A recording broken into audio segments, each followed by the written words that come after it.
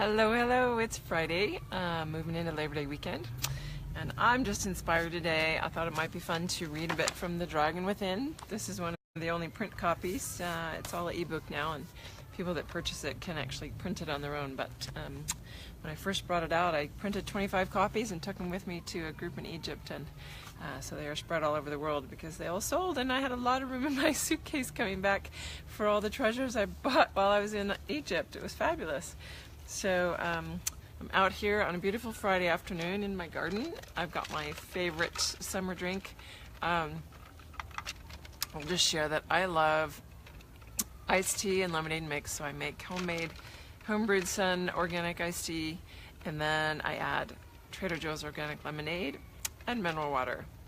It's really, really refreshing and really yummy. So I'm just going to wet my palate there and just read a little bit. I'm going to start with the Elemental Dragons.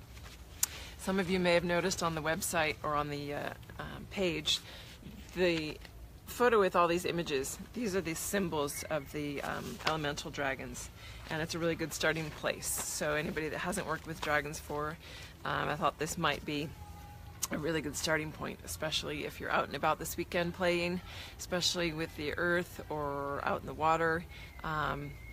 Maybe it'll just bring up something that mounts you to dig deeper, and maybe it'll help you understand your experience while you're out there.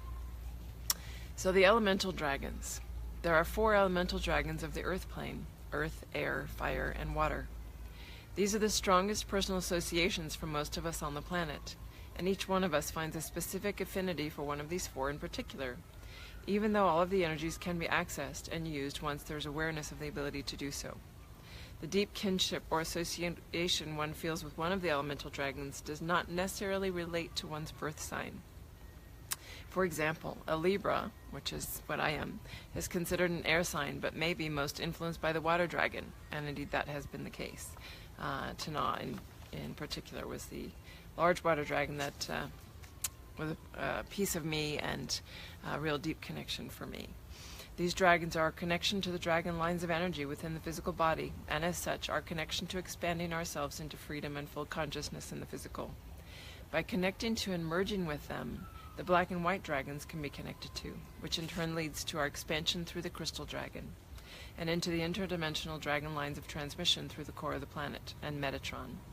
And if any of you are familiar, we're actually getting to the point where people can start working with those directly, because when this work was originally brought through the elementals, it was 9 years ago, and it was crucial to work with the elementals first and actually do them all in sequence and in order. And in the last couple of years, it's been made really clear to me that there's no specific order now, but that people follow their guidance and they sort of hop back and forth between all the different levels of the dragons and what they're ready to assimilate, what they're ready to bring in, and they're already at certain levels. So like working with the crystalline grids and the crystalline dragons can be done right away.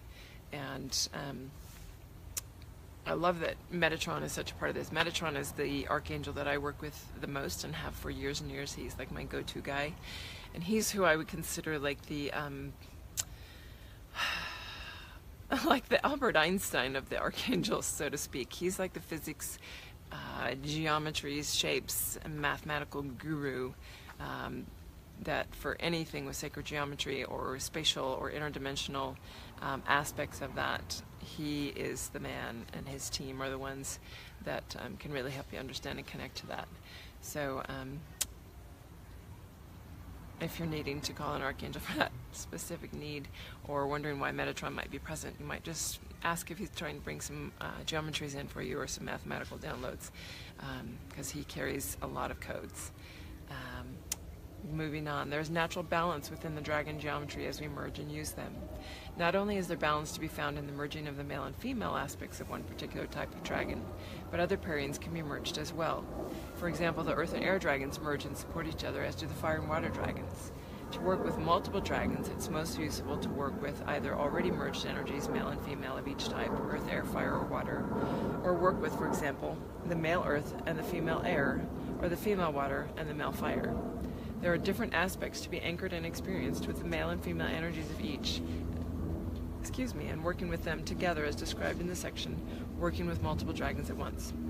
Begin your work with the dragons, however, individually, focusing on either the male or female aspect of each. It is through sound, breath, movement, and the harnessing of sexual energy that we connect to and feel them awaken within us.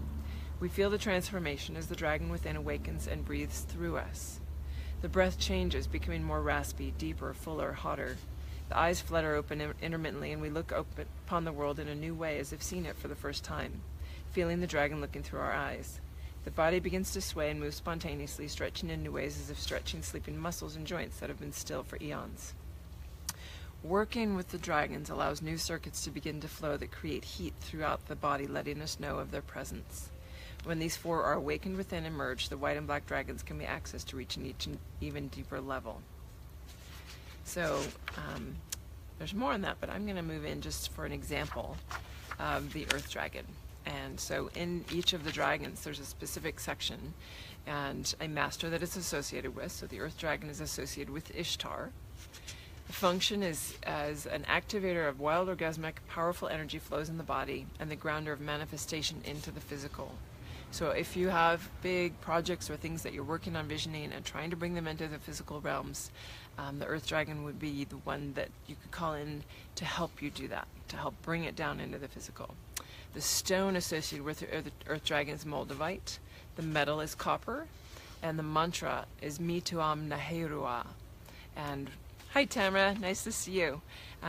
Just reading about the earth dragons. And I'll just read this little section here. The earth dragon holds the most power for us to ground the light body fully into the physical, as well as to ground our intentions and creations into the physical. He or she is a magnificent serpent-like creature of deep brownish green living below the earth's surface. The male earth dragon of Mu resides in South America, stretched from Argentina to the Caribbean islands, while his female counterpart covers most of eastern Australia, with her tail extending up into the deep ocean trench east of the Asian continent.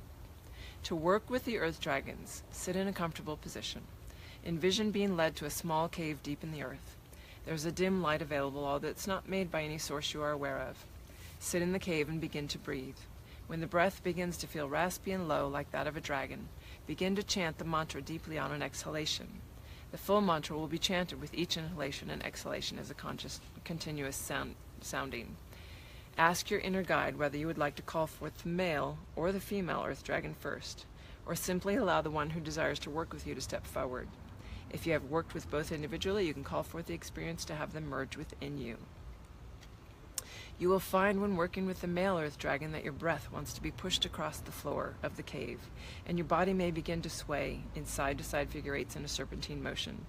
As the energy increases and the mantra gets sounded more powerfully, you will feel energy descend across the shoulders and down the back to the hamstrings, as if he is standing behind you, breathing down your back.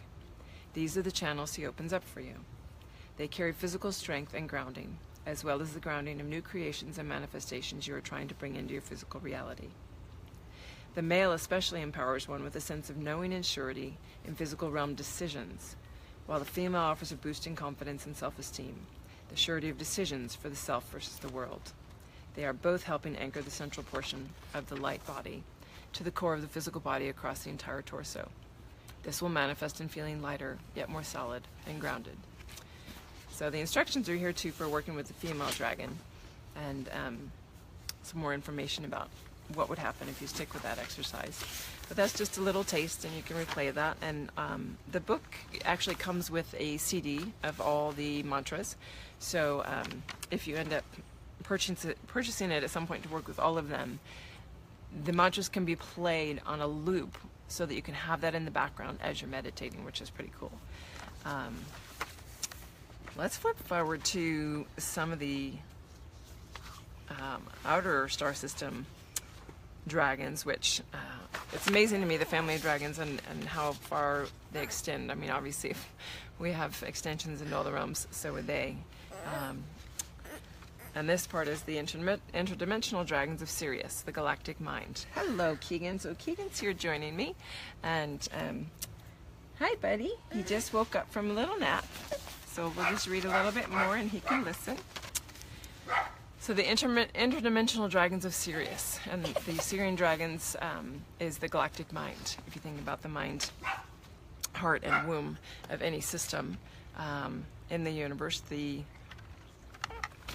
Sirius system is considered our galactic mind. So the energies of the Sirian Dragons are higher octaves of the Dragons of Orion, and reach us through the gateways of the 3 stars in the belt of Orion, El, An, and Ra. They travel in a perfect infinity loop, originating in the Sirius system, passing through the central meeting point in Orion and continuing on to Earth, then returning via the continuation of the circuit through these same points. This actually creates a perfect trine of infinity loops between the dragon lineages of Sirius, Orion, and Earth. As we call upon and connect with them, these larger solar galactic ley lines become activated. By activating these galactic ley lines, a greater piece of the activation of our own crystalline matrices becomes available. With the culmination of work with the black, white, and crystalline dragons, followed by the gold, silver, and copper dragons, enough physical pathways in the body are open so that our crystalline matrix connection points can be activated in the physical body. And that's an interesting point. That's a really prevalent thing now that we're moving into the higher dimensional realms and the energies that are present on the planet right now. And one of the things that came through for me years ago in working with the dragons was a gift from them in being able to transmit, because I'm an energy healer, an energy master. So when I'm working with people in their energy grids, whether they're here or remotely, the crystalline grid activation was something that they gifted me how to do. So there's actually 15 points in the physical body that I used to do, and I still do periodically when it comes up in session with people, what's called a crystalline grid activation, to actually activate those 15 points in the body so that your frequency body, your energy body, can start maintaining a higher vibrational level of energy coming in. So that's what that's talking about here. The Sirian Dragons then bring us the next piece, the opening of the pathways of the crystalline light geometries in the crystalline matrix of the physical body. There are 11 levels of these crystalline light geometries, and all are associated with and regulated by the Elohim. This is the piece held in Sirius, because they are the keepers of the activation of the timepiece mechanisms in the universal light geometries. Once these are opened, the geometries can be activated by direct transmission. So that meaning there are actually 11 different geometries that once your crystalline grid is activated, there are 11 specific geometries that can be activated in your field that just keep taking you up to a higher and higher level, which are really beautiful things. And once again, Metatron is sort of the key. He's part of the Elohim,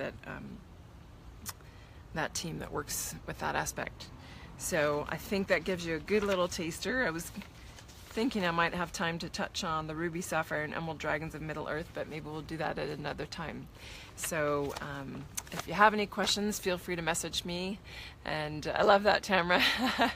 Thanks. I'm not sure if you left any comments there. I'm not seeing any. So if you have any questions or comments, please feel free to leave them in the comment field, and I will be happy to get back to them as quickly as possible. And have a fantastic weekend. Thanks for tuning in, and for all those watching later, once again, if you have questions, please send them out, and I hope you enjoyed just a little touch of the dragons, and that you have a fantastic Labor Day weekend. Bye.